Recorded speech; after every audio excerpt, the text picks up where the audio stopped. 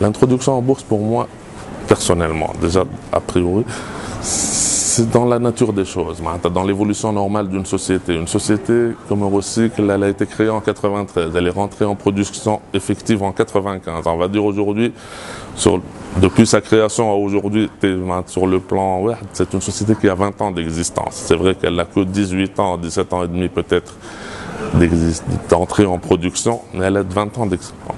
Arrivé à une certaine dimension de la société, je pense que dans la nature des choses, une société a une étape de sa vie, elle doit être introduite en bourse. Pour moi, ça c'est mon point de vue. Pour être franc, ce n'est pas l'unique raison de l'entrée en bourse. L'entrée en bourse, elle a été décidée suite aux problèmes qu'a vécu le pays à un moment donné, en 2011. Aussi que c'est une société où il y a un actionnariat étranger. C'est une société qui a des fournisseurs étrangers. Et en plus qui n'a que des clients étrangers. C'est le plan. À un moment donné, suite à ce qui s'est passé en Tunisie, un manque de confiance de la part aussi bien des actionnaires, des clients. On fait confiance plus ou moins aussi, mais dans le contexte actuel de la Tunisie, les actionnaires, ils ont peur pour la valeur de leurs actions. Les fournisseurs, ils ont peur de ne pas être payés un jour. Et les clients, surtout, ils ont peur qu'on ne puisse pas respecter nos engagements avec eux.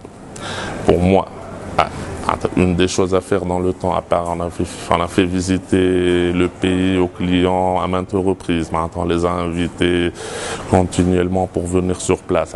Les médias internationaux, malheureusement, ils donnent une image qui n'est pas réellement vraie. Quand ils regardent la télévision, pour eux, la Tunisie, c'est la guerre civile. La deuxième façon de les rassurer,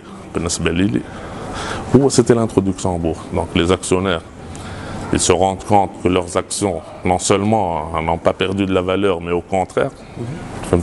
Donc au lieu de s'engager en vendant que 30% de leur part, ils sont satisfaits et ils peuvent faire une rentrée d'argent qui est nettement supérieure à ce qu'ils ont mis au départ.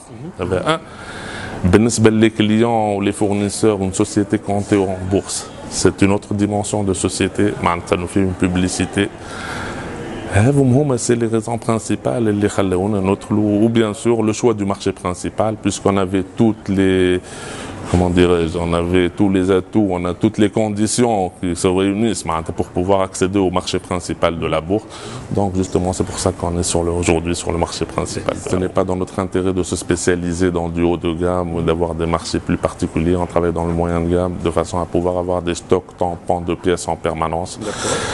C'est vrai on travaille avec un stock zéro, produit fini, on n'a jamais de produit fini, on fait des vélos à la demande des clients. Mais en restant sur un moyen gamme, ça nous permet toujours d'avoir des stocks tampons de pièces universelles, des pneus, des freins par exemple, des selles en général. Plus on rentre dans l'aspect Tour de France, c'est très pointu. C'est des petits ateliers qui fabriquent 5 vélos par jour. C'est encore vraiment notre business, c'est notre travail. À Mahna, on est plus sur le moyen gamme, sur le vélo de masse. Prochainement, dans les investissements sur lesquels on a travaillé depuis 2 ans, la fabrication des selles de vélo. Les selles primo, c'est pour gagner en tir de coût de revient. Deuxièmement, exporter les selles en tant que produit fini. Donc on est en train de créer l'extension de fabrication de selles. Et en plus, ça nous permet de pouvoir personnaliser le vélo. C'est-à-dire sur les selles, on peut imprimer les marques des clients, les noms, on peut leur faire un look. Deuxièmement, on a travaillé, ça fait 3 mois, sur le vélo électrique qui est en plein essor en Europe. Actuellement, c'est vrai qu'on n'est pas encore en phase d'investissement, mais déjà on est en phase d'étude suite à notre dernier déplacement à Shanghai pour voir un peu les mécanismes, les batteries, le circuit électrique de ces vélos. Inch'Allah, on commencera à le faire en 2014, j'espère. Pour être franc, c'est pas sûr, Inch'Allah.